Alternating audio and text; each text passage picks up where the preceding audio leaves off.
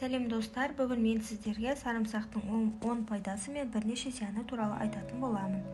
Адамның қорғанышы иммун жүйесі. Түрлі жұқпалы ауруға қарсы тұру қабілетіміз де сол иммун жүйеміздің мықтылығына тікелей байланысты. Иммунитетті күшейтуде тамақ рационы аса маңызды. Міне осындайда сарымсақ жеудің пайдасы көп екенін жиі естиміз.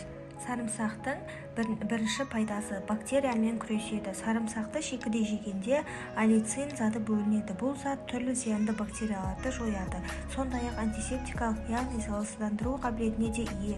Егер сарымсақты қыздырса немесе ыстық суға салса, онда аллицин бөлінбейді. ас мәзіріне шикі сарымсақты қоссаңыз, ағзаңызда өкпе құрты, дизентерия, кандидоз бен герпес ауруларын тудыратын түрлі бактериялардан қорғайсыз.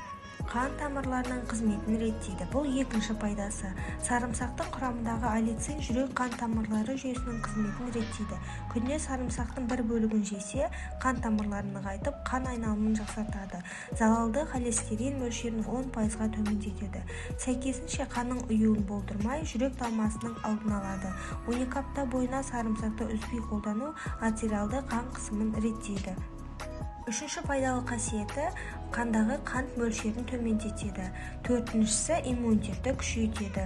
Бесінші пайдалы қасиеті қатерлі ісікті алдын алады. Сарымсақ құрамындағы күкірт, диалил, сульфид, салил, цистеин мен селен ағзадағы шлакты сыртқа шығарып қана қоймай, қатерлі ісік жасушаларын өлтіреді. Сарымсақтың алтыншы пайдалы қасиеті паразиттермен күреседі. Аскаридозбен жер бетінде 1 миллиард адам ауырады екен. Бұл ересектер мен балаларда кездесетін ауру. Оны тудырушы аскарида, яғни ішек құрты. Сарымсақты шикі жеген жөн. Немесе 200 мл сүтке бір бөлік сарымсақ салып, әбден жұмсарғанша қайнатыңыз. Жылы күйінде сүзіп алып, клизма жасау керек. Клизманы 1 апта күнделікті жатар алдында жасаған дұрыс. Жетінші пайдалы қасиеті ас қорыту. Сарымсақ ас ішек жолдарына өте пайдалы. Оны күнделікті пайдалану асқазан сөлінің бөлінуін және темірдің дұрыс сіңуіне көмектеседі. Сегізінші пайдалы қасиеті буын аурулары. Сарымсақтың аяқ, қол буындары үшін пайдасы орасан зор. Тұз жиналудың алдын алуға болады. Зақымданған буынның тіндерін қалпына келтіреді. Сүйек майларының азаюын болдырмайды. Остеоартриттің алдын алады. Сондықтан да сарымсақты ас мәзіріне қосыңыз.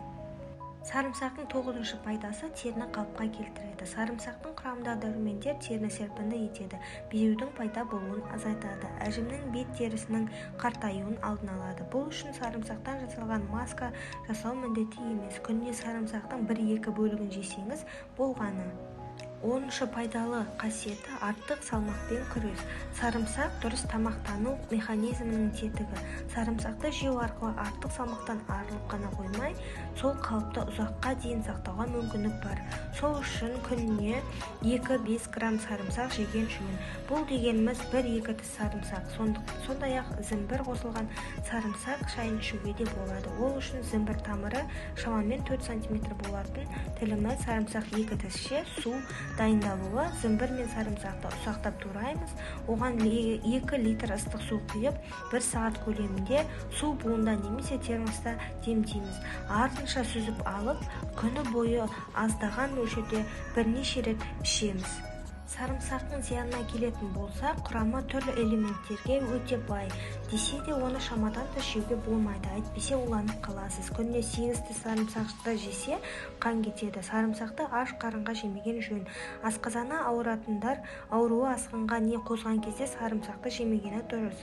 Сарымсақтың көп жесе ішке газ көп жиналады. Жүрек айнып бас ауырады. Дене температурасы көтеріледі.